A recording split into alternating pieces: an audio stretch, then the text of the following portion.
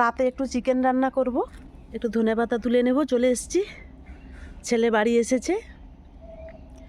বাড়ি আসার কথা নয়, ওরা বেড়াতে গিয়েছিল। সকালবেলা ট্রেনে গিয়েছিল পাঁশকুড়া, ক্ষীরাই। ওখানে পাঁশকুড়া একটা পার্ক হয়েছে, আর ক্ষীরায়ে তো ফুল দেখতে গিয়েছিল। আসার সময় বলে, বাবা আমি মাতপুরে নেমে যাব। হঠাৎ করে চলে আসলো, বলে আজকে আর মেদিনীপুর যাব না, আজ ঘর যাব। তোর বাবা তখন ওকে নিয়ে আসার সময় একটু মাংসও নিয়ে আসছে, সেই জন্য মাংসটা রান্না করব। একটু ধনেপাতা কেটে নেই, তারপরে আদা রসুন পেঁয়াজ সব ছাড়াবো। কেটে নিয়েছি যতটা প্রয়োজন। চলুন এবারে আদা রসুন পেঁয়াজ ছাড়াই। আমি অফ ক্যামেরাতে মাংসটা ভালো করে ধুয়ে ম্যারিনেট করে নিয়েছি। মাংস 400 গ্রাম আছে। আর এখানে আদা রসুন পেঁয়াজ সব ছাড়িয়ে শিলনোড়াতে বেটে নিয়েছি। রসুন আর আদা, পেঁয়াজ, টমেটো সব কেটে নিয়েছি। এবারে ভাতটা বসাবো, কনকনে ঠান্ডা যাকে বলে। চলুন এবার ভাতটা বসিয়ে দেই।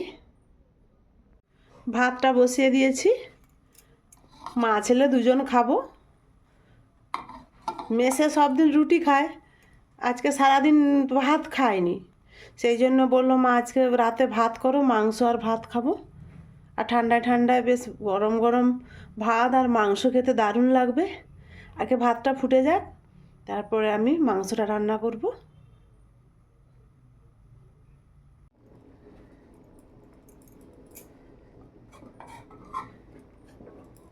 ভাত হাঁড়িটা ফুটে গেছে, এবার নামিয়ে রেখে দে। আধ ঘন্টা পর আমি ভাতটা আবার বসাবো, তখন 5 মিনিটে হয়ে যাবে। গ্যাসের কড়াটা বসিয়ে দিলাম, চিকেনটা রান্না করব। কড়াটা গরম হয়ে গেছে, কড়ায় তেল দিয়ে দিয়েছি।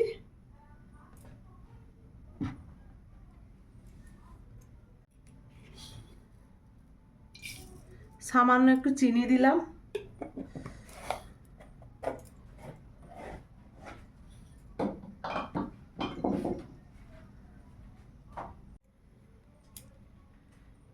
চিনিটা উঠতে শুরু করেছে। 3টে ছোট এলাচ, লং, দারুচিনি আর একটা শুকনো লঙ্কা দিয়ে দিলাম।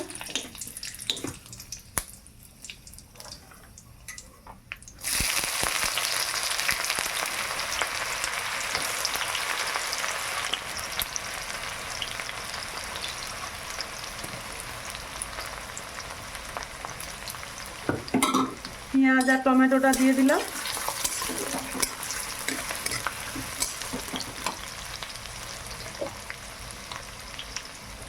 লবণ দিলাম।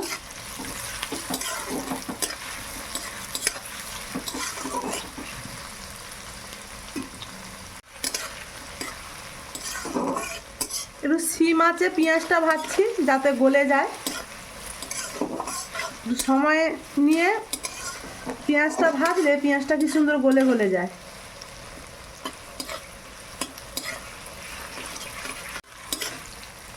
এইবার আমি রসুন বাটাটা দেব।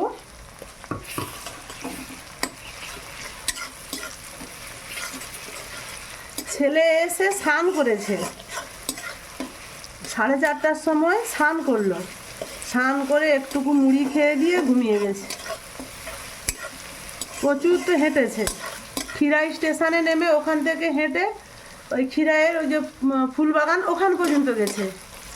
তারপরে আবার ট্রেন ধরে পাঁশকুড়া গেছে। পাঁশকুড়ায় কি পার্ক আছে, ওখানে গেছে। প্রচুর হেঁটেছে বললো, ক্লান্ত হয়ে গেছে। এসে স্নান করে মুড়ি খেয়ে দিয়ে ঘুমিয়ে গেছে। আর বলছে মা তাড়াতাড়ি রান্না করো, আমি ঘুম থেকে উঠে খাবো।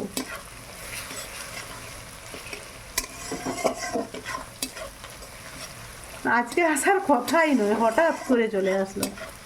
তো দেখা যাক কালকে মেসে যায় না থাকে।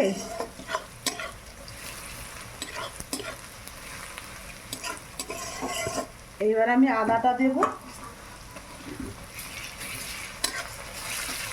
রসুন পেঁয়াজটা ভালোভাবে ভাজা হয়ে গেছে, এবার আদাটা ভেজে নেই।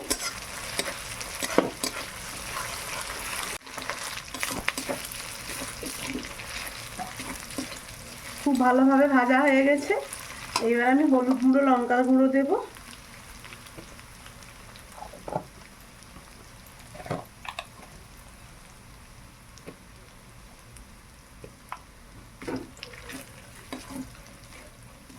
আলু দেব না,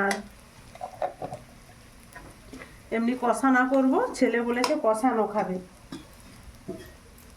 আমি বলেছিলাম সারাদিন ভাত খাচ্ছি তো একটু পাতলা করে ঝোল করি, বলে না মেসে তো থাকি, হোম ডেলিভারি পাতলা ঝোলই দিয়ে যায়, মানে কষা খাওয়া হয়নি, সেই জন্যে কষানো করছি।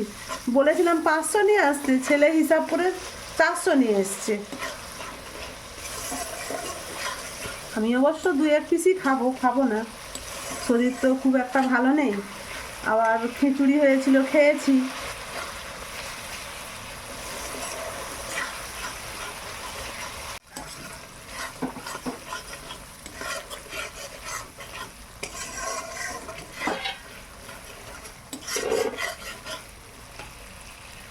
মশলা খুব ভালোভাবে ভাজা হয়ে গেছে, এবার আমি মাংসটা দিয়ে দিলাম।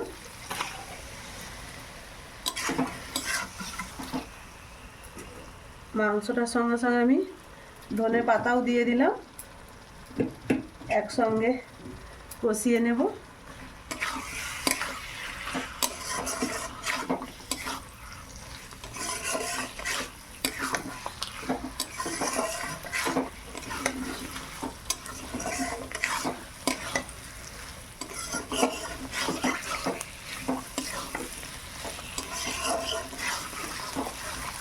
যেহেতু ছেলে ঝোল খাবে না বলেছে, কষানো খাবে, তাই আমি জলবিহীনই রান্না করব। একবারে সিম আছে, মাংসটা কষিয়ে নেব।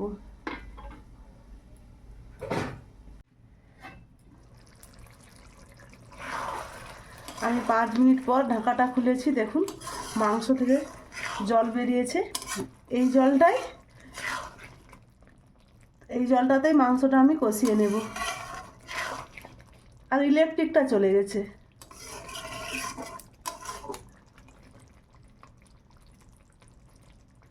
অন্ধকার চারধার।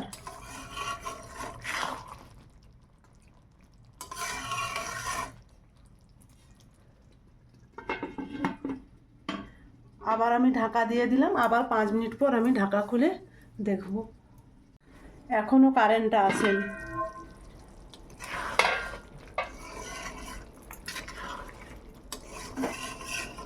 আমি আর ঢাকা দেব না, ব্রয়লার মাংস তো সিদ্ধ হতে তো বেশি সময়ও লাগে না।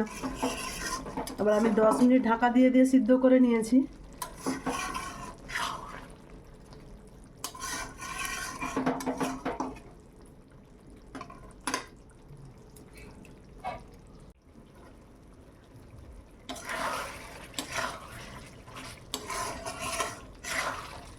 মাংসটা কি সুন্দর মাখা মাখা হয়ে গেছে, আর তেল ছেড়ে গেছে, কষানো হয়ে গেছে পুরো।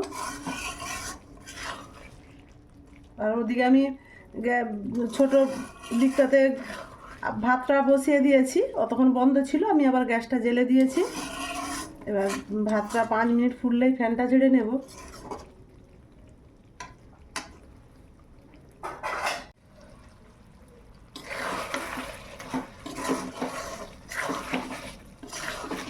মাংস রান্না কমপ্লিট।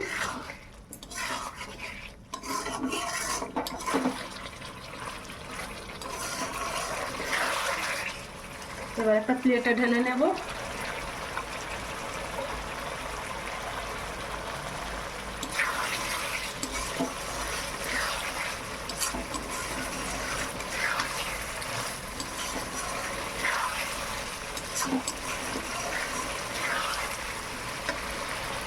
গ্যাসটা নিভিয়ে দেই।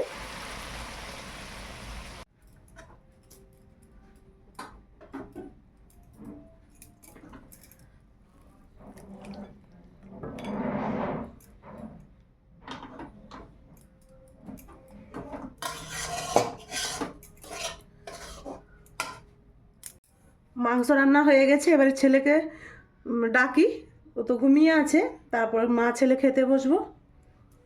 এখন ঢাকা দিয়ে রেখে দেই। মা ছেলের ভাত বেড়ে নিয়ে বসে গেছি, এবারে আমরা খেয়ে নেব গরম গরম ভাত। আর কষানো মাংস।